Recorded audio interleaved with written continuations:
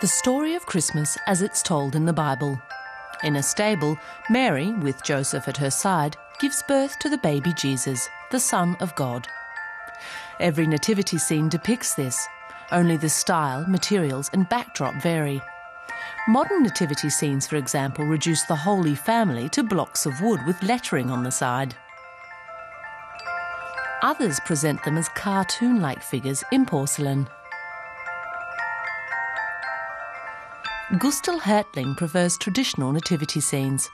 The 71-year-old has been fascinated by them since he was a child.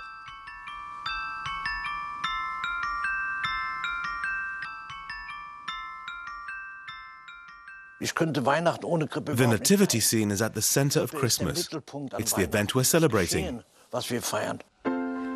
Over many years, Hertling has collected 1,700 nativity scenes.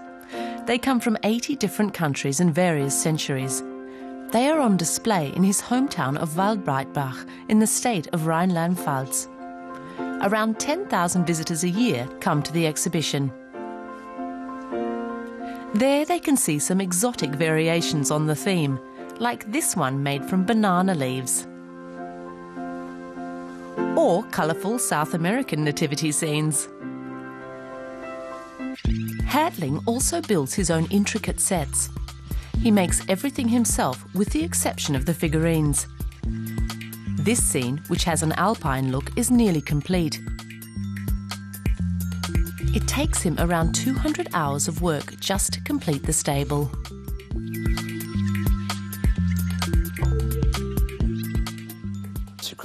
What we're creating here is a place for the Holy Family.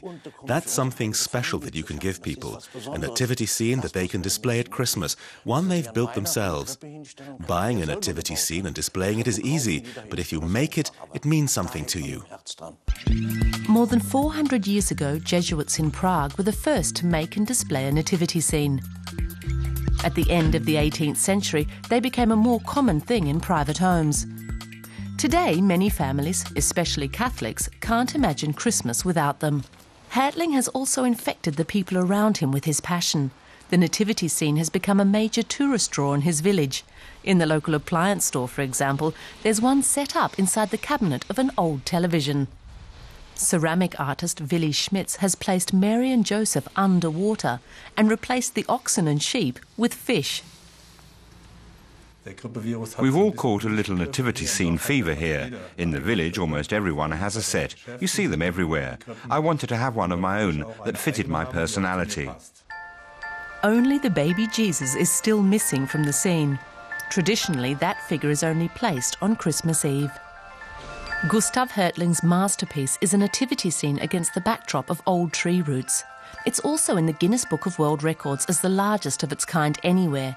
The scene that he will be setting up at home is a smaller version of it. I'm looking forward to Christmas Eve when I'm off work.